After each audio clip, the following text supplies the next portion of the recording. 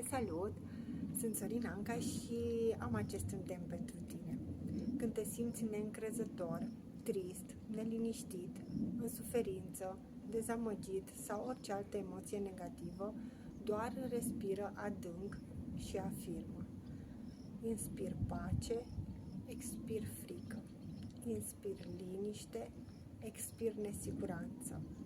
Inspir modestie, expir mândrie. Inspir încredere, expir îndoială. Inspir cinste, expir rușine. Inspir iubire, expir dușmănie. Inspir calmitate, expir furie. Inspir împlinire, expir frustrare. Inspir curaj, expir deznădejde. Inspir bucurie, expir tristețe. Inspir inocență, expir vină. Inspir calm, expir stres. Inspir relaxare, expir tensiune.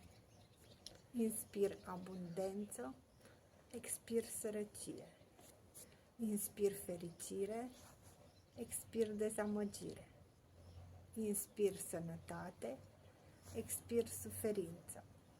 Inspir acceptare, expir așteptări. Inspir lumină, expir întuneric. Să-ți fie de folos.